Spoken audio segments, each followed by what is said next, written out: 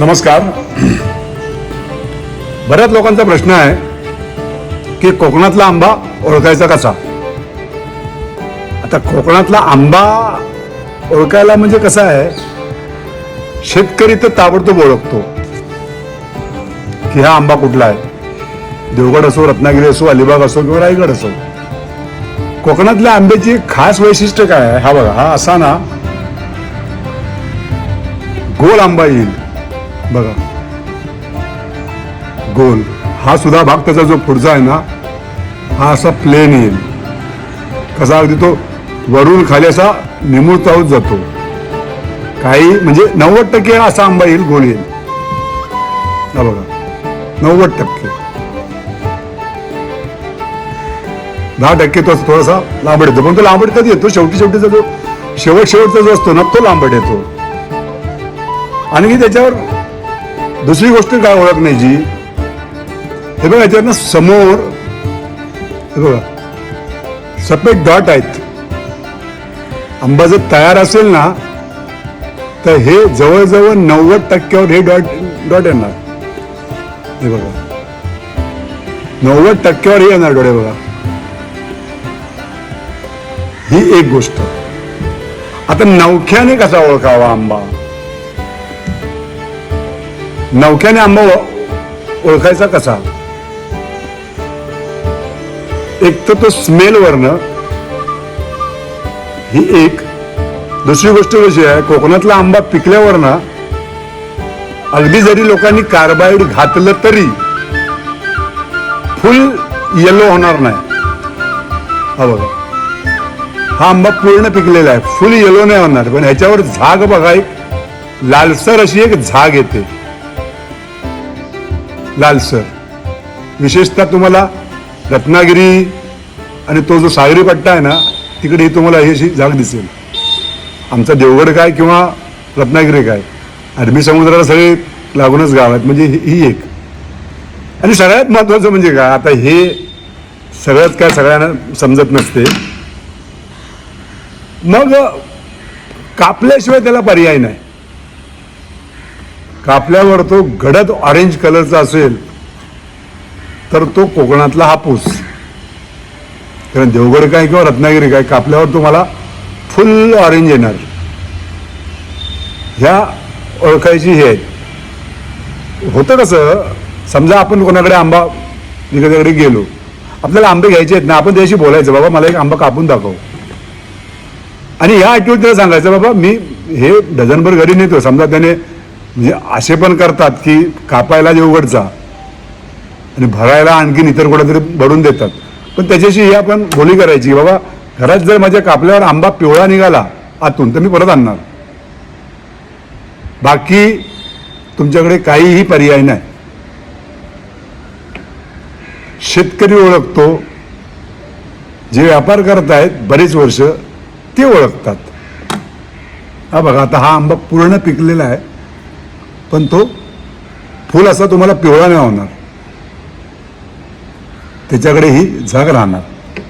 हे एक झालं कसं ओळखायचं हे. तर काही लोक असे म्हणतात की आंबा खराब ओळखायचा कसा.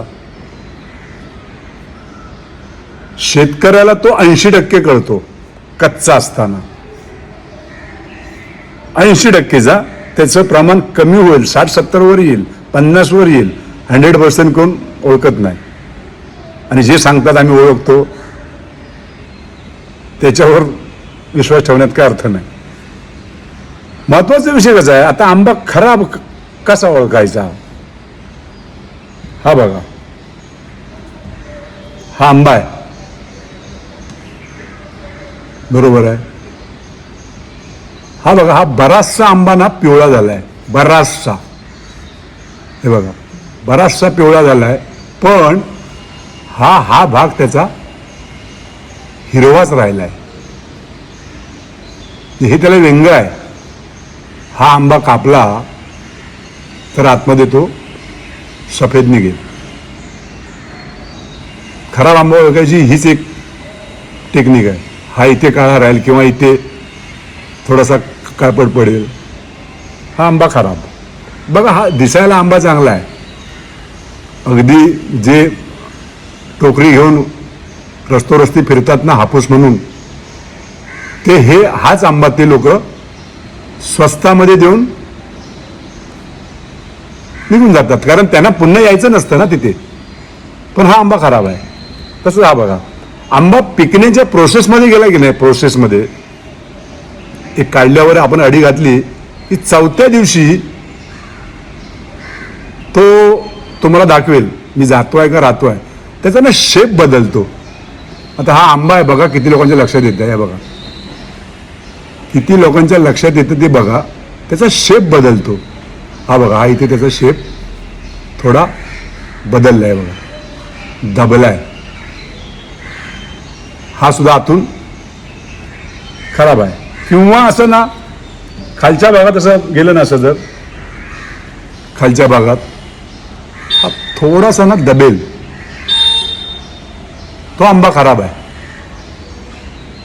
जे छोट्या छोट्या गोष्टी आहेत हे एकदम कोणाला कळणार नाही, कारण काय लोक मला विचारतात आधी नेमका तुला कळतो का, त्यांच्यासाठी मी हा खास व्हिडिओ बनवला आहे.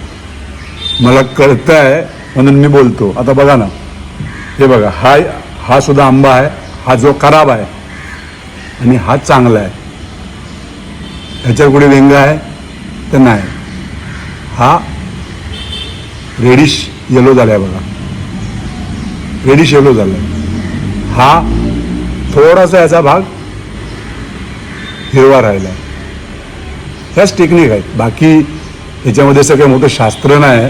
पण जो हाताळतो, जो काय करतो त्यालाच ते कळणार. मी परवाच्या याच्यामध्ये मी तुम्हाला कापून दाखवतो. हे बघा, हा सहज जाऊ शकतो गिऱ्हाईकाला, सहज, काही कळत नाही. पण हा इथे आंबा सफेद आहे. आता परवा मी तुम्हाला बरेचसे कापून दाखवले, तरी पण मी आता तुम्हाला हा एक कापून दाखवतो. हे बघा,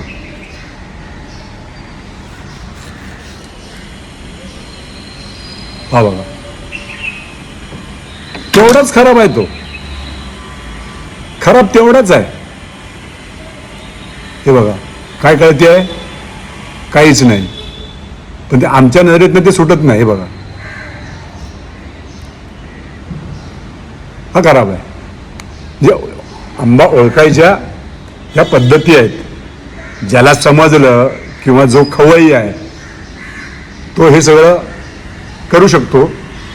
बाकी टीकाकारांना काय यायचं, कोणत्या तरी पोस्टवर काहीतरी कमेंट करायची थातूरमातूर आणि आपल्या अकलेचे तारे वाजून निघून जायचं. त्यांच्याशी मला काय बोलायचंच नाही. काय त्यांच्याशी बोलणार. कारण बघा, कुत्री असतात ना, कुत्री गाडीच्या मागे कायम धावत असतात. कायम गाडीवाल्याने त्यांचं काय केलेलं नसतं किंवा त्यांचं काय घेऊन गेलेलं नसतं. पण ते कुत्रे भोगतात म्हणून गाडीवाला कधी थांबतो का त्यांना विचारायला, काय तुमचं झालंय, नाही विचारायचं. अशा लोकांना काही विचारायचं नाही, काहीही विचारायचं नाही. आपण आपलं काम करत पुढे जायचं. कारण ह्यांना उत्तर द्यायला हाय कोणाला वेळ, ह्यांना वेळ नाही द्यायचा. म्हणून ह्या ज्या माझ्या ह्याच्यात होत्या, आंबा कोकणातला कसा ओळखायचा किंवा खराब कसा ओळखायचा, मी हे तुम्हाला सांगितलंय. बघा, तुम्हाला आणि जर असेच जर तुम्हाला काय नवीन जर काही ट्रिक्स आंब्याबद्दल म्हणा किंवा इतर काय असेल म्हणा, जे मला माहिती आहे ते मी तुम्हाला नक्की सांगेन. पण त्याच्यासाठी तुम्हाला हे फॉलो करावं लागेल. यूट्यूबचं चॅनल सबस्क्राईब करावं लागेल, इन्स्टावर तुम्हाला फॉलो करावं लागेल. तेवढी तसदी घ्या. बरीचशी माहिती मी तुम्हाला माझ्याकडून देत राहीन. धन्यवाद.